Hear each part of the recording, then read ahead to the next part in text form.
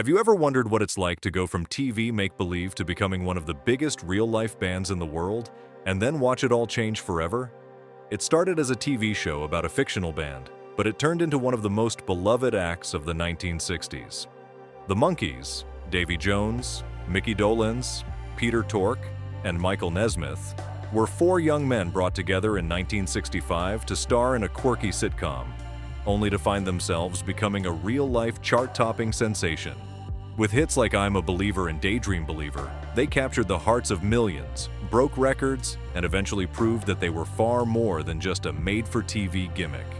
In this video, we take a look at the roller coaster ride that was the emergence, fall, and then rise again of this classic band.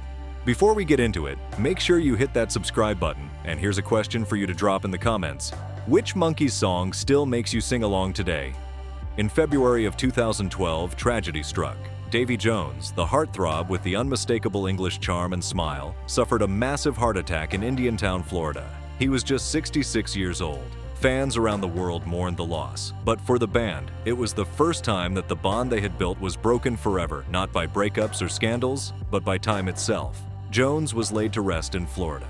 Following a private funeral service near his home in Florida, his body was cremated, and his remaining ashes were returned to his birthplace in Manchester, England.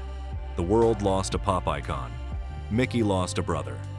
7 years later, another blow. Tork passed away after a long battle with adenoid cystic carcinoma, a rare form of cancer, on February 21, 2019. He died in Mansfield, Connecticut, surrounded by family. His ashes were scattered at sea. Peter had always kept the real parts of himself out of the spotlight, even in death. He stayed true to that. Then came December 10, 2021. Michael Nesmith, the thoughtful, wool hat-wearing guitarist whose songwriting gave the Monkees depth and edge, died of heart failure at his home in Carmel Valley, California. Just weeks earlier, he had been on tour with Micky Dolenz, two old friends still sharing the stage, even as time was running out. Nesmith was cremated, and his ashes were spread in places meaningful to him, a quiet farewell to a man who had always valued privacy over spectacle. And now, it's just Micky, the drummer with the bright smile and the unmistakable voice, carrying the weight of the band's legacy alone.